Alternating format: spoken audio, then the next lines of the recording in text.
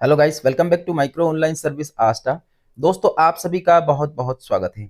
आज की इस वीडियो में हम बात करने वाले हैं अजीम प्रेम जी का रजिस्ट्रेशन भी मैं आपको करके दिखाऊंगा और इसके साथ में कौन इसमें अप्लाई करेगा वो प्रोसेस भी मैं आपको बताऊंगा। आप सभी का जो निरंतर कमेंट था कि सर हमारा जो पैसा है वो कब आएगा, वो सारी जानकारी मैं आपको बताऊंगा। तो दोस्तों, सबसे पहले हम बात करेंगे यहाँ पर आपका जो टाइमलाइन है, उस टाइमलाइन को आपको पहले समझ लेना है। जो आपका शेड्यूल वगैरह है, ये स्कॉलरशिप प्रोसेस की जो टाइमलाइन है उसको पहले आपको समझ लेना है। अगर बात करें 2024 की, तो यहाँ पर आप 2024 का डेटाबेस देख सकते हैं कि आपकी स्कॉलरशिप कब से कब तक आई थी। उसी के बेस पर यहाँ पर रिन्यूअल की बात करें तो यहाँ पर 2025 का रिन्यूअल की जो प्रोसेस है वो भी आपके सामने देखने को मिल जाएगा। यहाँ पर जिन लोगों ने फर्स्ट ईयर में फॉर्म डाला है उसके अनुसार भी आपको देख लेना, आपकी फर्स्ट किस्त भी आ चुकी है। यहाँ पर देखेंगे अक्टूबर से मार्च 2026 तक फर्स्ट किस्त आ चुकी है। सेकंड किस्त की बात करें तो जुलाई तक आएगी, ठीक है, 2026 तक। अब बात करते हैं यहाँ पर डिसबर्समेंट जो रहता है उसकी बात कर लेते हैं। तो इसमें 15,000 रुपए की जो आपकी जो फर्स्ट किस्त है रेनेबल वालों की, वो आ चुकी है।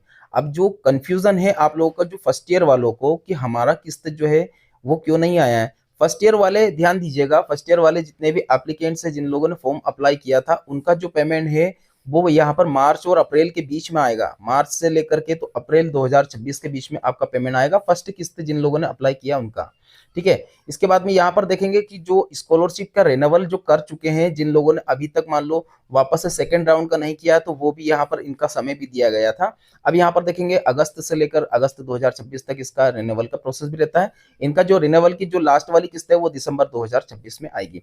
यहाँ तक तो आप लोगों को टाइमलाइन तो समझ में आ ही गया होगा। अब बात करते हैं यहाँ पर आपका जो सेकंड जो प्रोसेस है उसको अप्लाई कैसे करते हैं वो आपको समझ लेना है। जैसे हमने इसके ऊपर क्लिक किया तो यहाँ पर आपके सामने इस प्रकार का इंटरफेस आएगा। सबसे पहले बात करेंगे कि इसमें आवेदन कौन करेगा। सिर्फ महिला कैंडिडेट, सिर्फ गर्ल्स कैंडिडेट ही इसमें अप्लाई कर सकते हैं।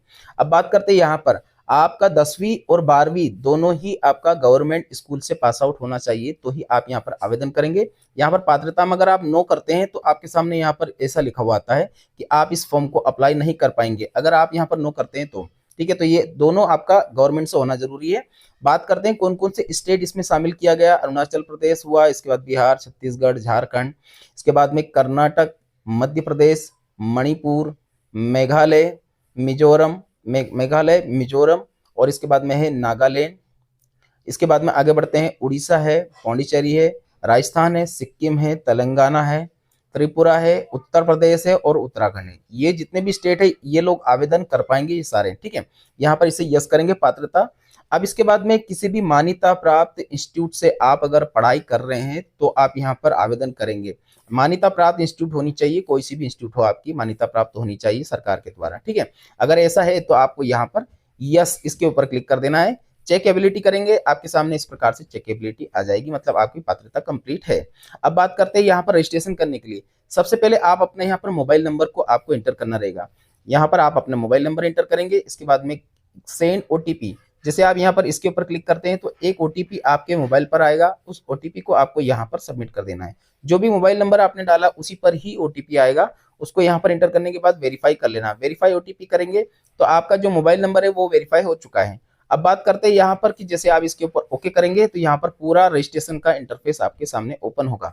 यहाँ पर आप अपना नाम 10वीं की मार्कशीट के अकॉर्डिंग ही आपको नाम देना है। आगे बढ़ते हैं, यहाँ पर लैंग्वेज, आपकी कौन सी लैंग्वेज है वो ड्रॉप डाउन करके आपको सेलेक्ट करना है। आधार कार्ड नंबर को दोनों जगह आपको इंटर करना रहेगा, जो भी आपका आधार कार्ड नंबर है वो, ठीक है। यहाँ पर आप अपना स्टेट को आपको सेलेक्ट करना रहेगा। आपका जो भी स्टेट है उसे आप सेलेक्ट करेंगे। जैसे आप स्टेट सेलेक्ट करते हैं तो डिस्ट्रिक्ट भी ऑटोमेटिकली नीचे यहाँ पर फुलफिल हो जाता है। तो यहाँ पर देखेंगे आपका स्टेट ऊपर सेलेक्ट करेंगे, नीचे आपको यहाँ पर डिस्ट्रिक्ट सेलेक्ट करना है। और इसके बाद में एक पासवर्ड आपको बनाना रहेगा जो आपको याद रह सके। आपका नाम, जो भी आपका नाम है, ram@123, इस प्रकार से आप अपना पासवर्ड बना लेंगे ताकि आपको याद रह सके, ठीक है। वही पासवर्ड आपको नीचे भी आपको इंटर कर देना है और उसके बाद में रजिस्ट्रेशन वाले ऑप्शन के ऊपर आपको क्लिक करके यहाँ से सबमिट कर देना है। अब सबमिट बटन के ऊपर जैसे आप क्लिक करते हैं तो एक कंफर्मेशन रहेगा आपका। यहाँ पर जितनी भी जानकारी दी गई है उसको आप सत्यापित कर रहे हो। सत्यापन करने के बाद आपको यहाँ पर कंफर्म करना रहेगा। जैसे आप कंफर्म करते हैं तो आपका जो रजिस्ट्रेशन है वो यहाँ पर कंप्लीट हो जाएगा। आपका जो आईडी और पासवर्ड है वो एसएमएस के द्वारा आपके मोबाइल पर ही सेंड कर दिया जाएगा।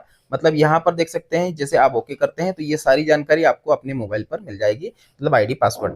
अब जो आईडी आया हो उस आईडी को यहाँ पर इंटर करना रहेगा और जो पासवर्ड आपने बनाया है उस पासवर्ड को आपको नीचे की तरफ यहाँ पर इंटर कर देना है। इसके बाद में आपको लास्ट में इसको यहाँ पर लॉगिन कर लेना है। जैसे आप लॉगिन करते हैं इस प्रकार का इंटरफेस आपके सामने भी दिखेगा। बेसिक इन्फॉर्मेशन यही है, ठीक है ना। अब यहाँ से आपको प्रोसेस करना रहेगा। आपने जो अभी तक किया है वो बेसिक रजिस्ट्रेशन किया है, बेसिक इन्फॉर्मेशन दिया है।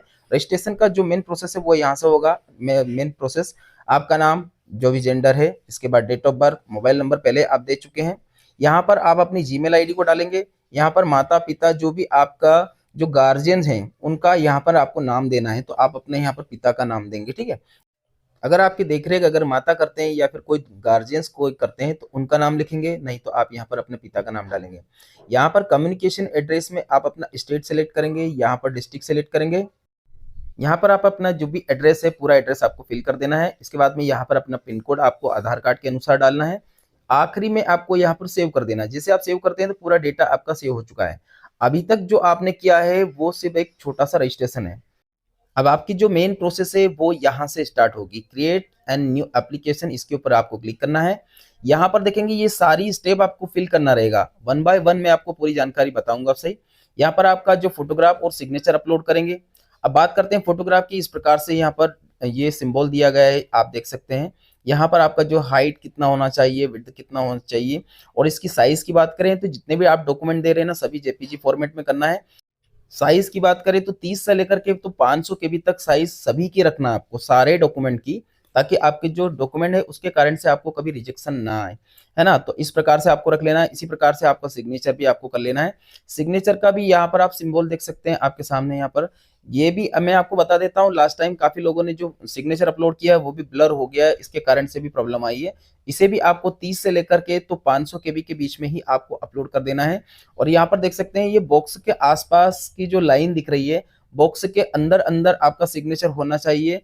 बाहर अगर थोड़ा बहुत भी आप इधर उधर कर देते हैं तो फिर वो रिजेक्शन का सिंबल होता है। ध्यान दीजिएगा इस चीज पर, नहीं तो आपका फॉर्म रिजेक्ट हो जाता है, ठीक है। तो इस प्रकार से आप अपना जो सिग्नेचर है उसको आप अंदर ही रखेंगे, बाहर नहीं रखना है आपको, थोड़ा बहुत भी इधर उधर नहीं जाना चाहिए। यहाँ पर देखेंगे आपका आधार कार्ड। अब आधार कार्ड को कैसे करना है वो भी समझ लीजिए, एक एक जानकारी को समझ लेना आपको। यहाँ पर देख सकते हैं सिंबल के रूप में आपके सामने आधार कार्ड दिख रहा है। दोनों तरफ की जो फ्रंट और बैक दोनों होना चाहिए आधार कार्ड का। ऐसा नहीं कि आपने सिर्फ फ्रंट लगा दिया, एड्रेस प्रूफ भी होता है उसमें, तो इसलिए आपका आइडेंटिटी प्रूफ और एड्रेस प्रूफ दोनों ही आधार कार्ड होता है। यहाँ पर देखेंगे अगर आपने गलती से अगर आपने सिर्फ फ्रंट लगा दिया तो रिजेक्शन आता है। तो यहाँ पर देखेंगे 30 से लेकर के 500 केबी तक आप अपना आधार कार्ड को अपलोड करेंगे। जेपीजी फॉर्मेट में भी कर सकते हो, इसे पीडीएफ में भी कर सकते हो, कोई दिक्कत नहीं। आप जो भी आपका फॉर्मेट है आपके पास में लगा सकते हो, कोई दिक्कत नहीं। यहाँ पर देखेंगे बैंक पासबुक की बात करें, बैंक पासबुक आपके पास हो तो बैंक पासबुक भी आप अपलोड कर सकते हो।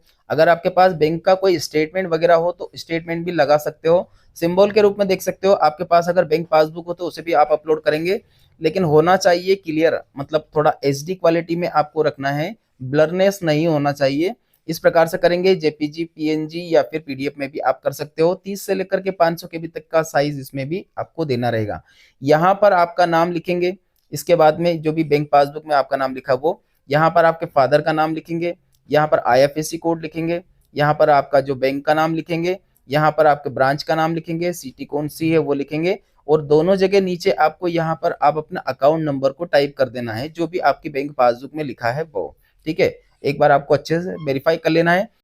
चलिए इसके बाद में यहाँ पर देखेंगे आपका 10th की मार्कशीट इस प्रकार का सिंबल रहेगा।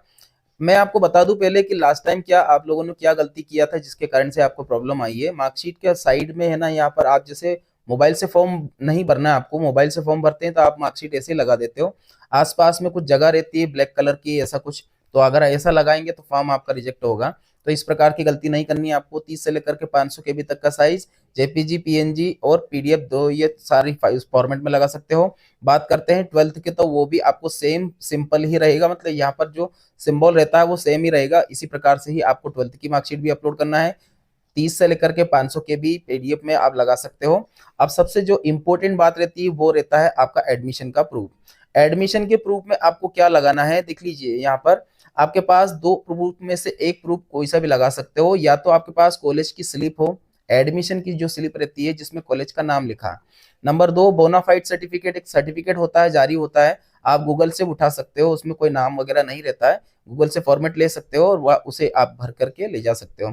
तो यहाँ पर देखेंगे इस प्रकार का इसमें एक सैंपल रहता है। इस प्रकार से आप अगर बोनाफाइड सर्टिफिकेट लगाना चाहते हैं तो इस प्रकार से उसमें रहता है। यहाँ पर डेट वगैरह रहती है, कॉलेज का नाम वगैरह सब आपको फिल करना रहता है। इसके बाद में कॉलेज की सील वगैरह आपको लगवानी रहती है। सील लगाएंगे, कॉलेज का नाम लिखेंगे, मतलब जो भी आपको जो जिस कॉलेज में आप पढ़ाई कर रहे हो उस कॉलेज का नाम वगैरह लिखना है, उनका सील साइन भी आपको यहाँ पर करवाना रहेगा, तब जाकर के वो वेरीफाई होता है। बगैर सील लगाए आप वेरीफाई कर देंगे, अपलोड कर देंगे तो फॉर्म रिजेक्ट हो जाएगा। और या फिर आपके पास एडमिशन की रसीद है तो उसे भी लगा सकते हो। सेम साइज रहेगा, 30 से लेकर के 500 केबी के बीच में आप लगा सकते हो, किसी भी फॉर्मेट में, जेपीजी हो, पीडीएफ हो, किसी भी फॉर्मेट में आप लगा सकते हो, बस होना चाहिए एचडी क्वालिटी में। ठीक है, तो इस प्रकार से आप अपनी पूरी जानकारी को अपलोड करेंगे। आपके पास अगर कॉलेज स्लिप हो या फिर बोनाफाइड सर्टिफिकेट जो भी आपके पास अवेलेबल हो उसे लगाएंगे। अब यहाँ पर आपको फाइनली जैसे आप यहाँ पर सबमिट वाली बटन के ऊपर क्लिक करते हैं तो यहाँ पर कंफर्मेशन इसके ऊपर आपको क्लिक करना होगा।